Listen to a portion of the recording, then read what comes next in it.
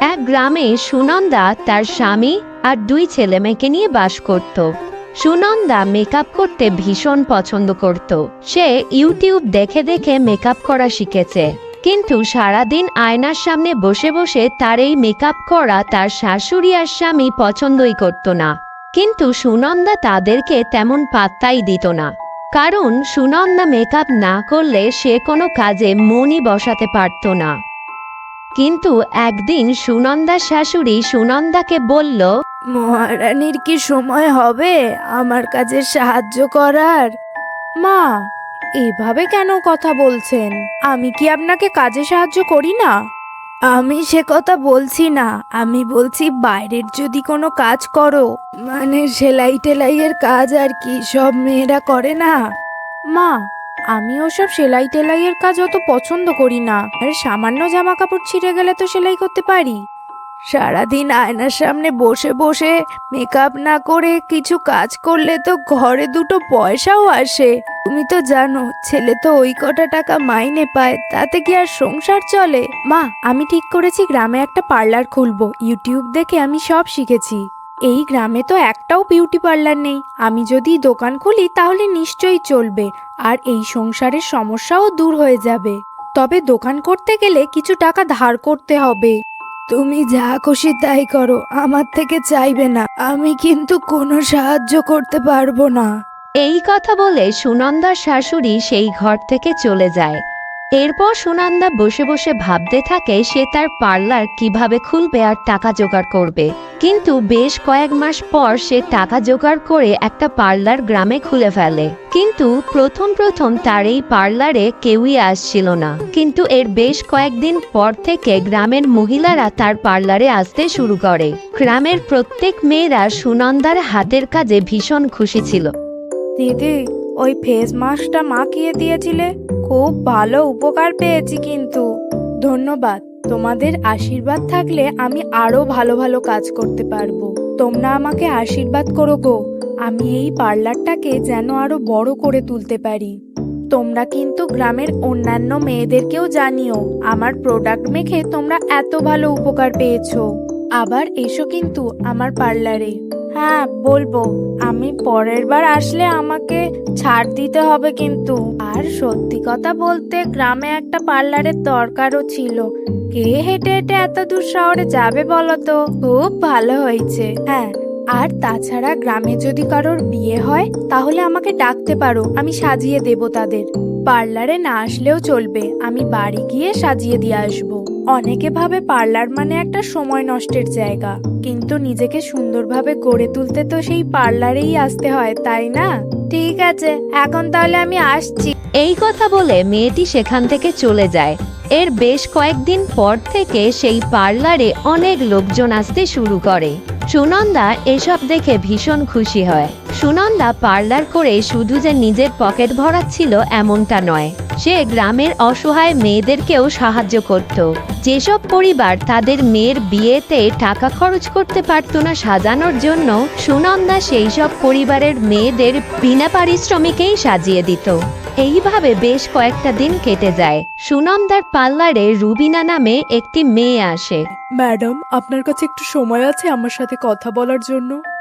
হ্যাঁ হ্যাঁ, বলুন কি চান? আমি শহর থেকে এসেছি। আমাদের কোম্পানি একটা লিপস্টিক সেল করছে। আমাদের লিপস্টিক একেবারে হার্বাল প্রোডাক্ট, যার কোনো সাইড এফেক্ট নেই। আমরা শুনেছি আপনার পার্লারটা বেশ ভালোই চলছে, তাই আপনাকে কয়েকটা লিপস্টিকের স্যাম্পল দেখাতে এসেছি। আপনি এই লিপস্টিক আপনার গ্রাহকদের কাছে বিক্রি করতে পারবেন, আর আপনি যদি বিক্রি করতে পারেন তাহলে তো আপনার অনেক টাকা হবে। কিছু আপনার, কিছু আমার হবে। না না, আগে আমি এই প্রোডাক্ট নিজে ব্যবহার করে দেখব। যদি আমার ভালো লাগে তবেই আমি গ্রাহকদের সাথে কথা বলবো, কিন্তু তার আগে আমি গ্রাহকদেরকে এটা ব্যবহার করতে বলতে পারবো না। ঠিক আছে, আমি তোমাকে এই প্রোডাক্টগুলো দিয়ে যাচ্ছি। আমি কিছুদিন পরে আসব। তুমি এগুলো রাখো, ব্যবহার করো, তারপর আমায় জানিও। ঠিক আছে। এই কথা বলে রুবিনা সেখান থেকে চলে যায়। এরপর বাড়ি ফিরে সুনন্দা আয়নার সামনে বসে সেই লিপস্টিক নিজের ওপর ব্যবহার করতে থাকে। একটা লিপস্টিক ব্যবহার করেই সুনন্দার ভীষণ ভালো লেগে যায়। সুনন্দা তখন মনে মনে ভাবে, লিপস্টিকটা তো বেশ ভালো, আমার তো খুবই পছন্দ হয়েছে। দেখি আর কয়েকটা দিন ব্যবহার করব। যদি আমার আরো ভালো লাগে তখন আমি কাস্টমারদের সাজেস্ট করব। এইভাবেই বেশ কয়েকটা দিন কেটে যায়। একদিন সুনন্দার শহর থেকে তার মেকআপের জিনিসপত্র নিয়ে বাড়ি ফিরছিল, কিন্তু তখন প্রায় সন্ধে হয়ে এসেছে। সুনন্দা একটু ভয়ও পাচ্ছিল। কত অন্ধকার হয়ে এসেছে, আমার তো এখন বেশ ভয়ও লাগছে। রমেশকে সাথে করে নিয়ে আসতে হতো। এদিক দিয়ে তো কোনো লোকজনকেও যেতে দেখছি না। আমায় তাড়াতাড়ি ফিরতে হবে। সুনন্দা চারদিক ভালোভাবে দেখে আরো ভয় পেয়ে যায়। তারপর সে তাড়াতাড়ি নিজের বাড়ির দিকে যেতে থাকে, কিন্তু সে কিছু দূর যেতেই সামনে থমকে দাঁড়িয়ে পড়ে। সুনন্দা দেখতে পায় সামনে কতগুলো ডাকাত দাঁড়িয়ে আছে। সুনন্দা তাদের দেখে ভীষণ ভয় পেয়ে যায়। কোথায় চললো সুন্দরী এত রাতে? কে কে কে তোমরা? আমার পথ এরমভাবে কেন আটকে দাঁড়িয়েছো? পথ ছাড়ো, পথ ছাড়ো, আমায় যেতে দাও। তোমার কাছে যা কিছু ওই ব্যাগে আছে আমাদের দিয়ে দাও, আর টাকা পয়সা সোনা গয়না থাকলে সেগুলোও দিয়ে দাও, যেতে পারবে তখন। না না, আমি কিছুই দেব না তোমাদের। তাহলে তো তোমাকে ছাড়তে পারবো না বাবা। এসব কথা শুনে সুনন্দা ভীষণ ঘাবড়ে যায়, আর তখন মনে মনে ঠাকুরকে ডাকতে থাকে। হে ভগবান, আমি খুব বিপদে পড়েছি। আমি আজ পর্যন্ত কারোর ক্ষতি করিনি, তাহলে আমার সাথে এমন কেন হচ্ছে? আমাকে তুমি রক্ষা করো ভগবান, আমায় বাঁচাও তুমি ভগবান। ওরা যেন আমার কোনো ক্ষতি করতে না পারে, ওদের দেহ যেন এক জায়গায় জমে যায়। তুমি বাঁচাও আমায় ভগবান। সুনন্দা যখন মনে মনে এই কথা ভাবছিল, তখন সেখানে হঠাৎ এক ম্যাজিক হয়। ডাকাতগুলো যে যেখানে দাঁড়িয়েছিল সেখানেই জমে যায়, তারা নড়াচড়া করতে পারে না।